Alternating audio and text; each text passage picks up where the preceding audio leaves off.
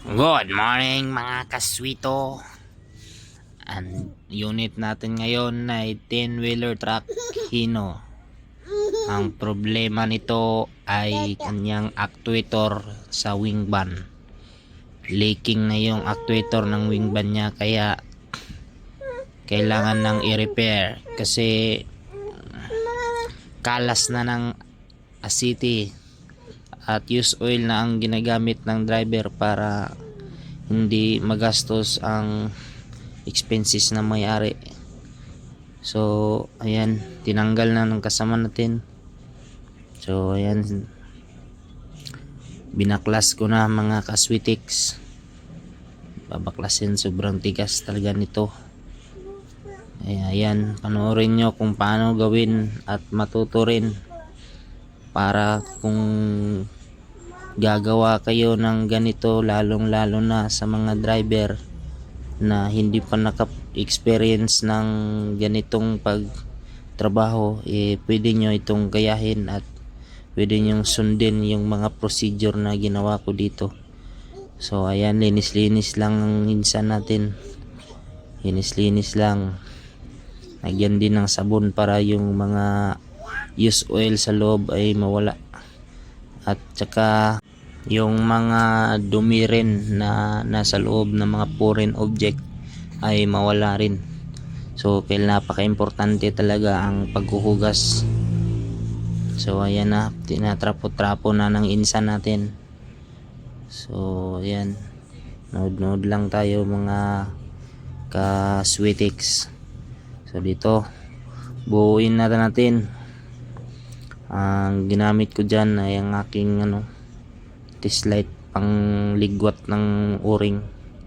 So unang gawin ay itatanggalin yung lumang o-ring at tauran ng bago. So ayan, tinanggal ko na rin yung packing niya sa loob, at ganon din, tauran na naman ng bago, vice versa lang. Kung ano yung tinanggal mo, yun din yung ikakabit mo, ganun lang. So ayan, natanggal na. So dito mga kaswitix ay nilinisan ko muna bago ko ikabit yung bago niyang oil seal at saka packing. So dinukdok-duk ko lang yung oil seal niya para madusok talaga, madusok. Sa Bisaya pa, maduot. So ayan, dinuot-duot, dinuduk-duk ko na. Ito yung shafting niya mga kaswitix, napaka okay pa naman ng shafting niya. So hindi ko na lang repair at wala namang damage yung shafting. So hangin-hangin lang tayo dyan, okay na yan. So ayan, ay kabit ko na, at dito malalaman kung may ba siya, may kasama ba siyang pressure pag ikakabit ko. So dito hinigpit-higpit ko na mga kaswito para makabit ko na. So ayan, ayan yung driver, mga shout out sa driver na tumulong sa akin. Ayan, kinabit ko na para matesting ko na at malaman kung ano yung totoo, kung may leaking pa ba o wala na. So ganyan lang yung pag-repair mga kaswito, napakasimple lang. Kung dapat talagang tandaan nyo kung ano yung tinanggal nyo, yun din yung ibabalik nyo mga kaswito, para hindi kayo malibugan, hindi kayo malito kumbaga.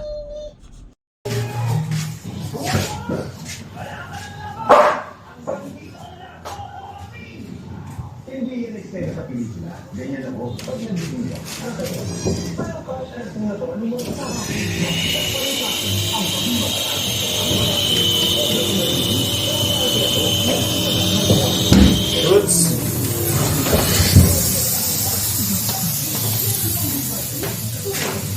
Goods. Goods na yan mga kaswito. Wala nang leaking yan, at salamat sa inyong panonood mga kaswito. Paki-like and share na rin kung umabot ka sa video na to. Thanks for watching, mama.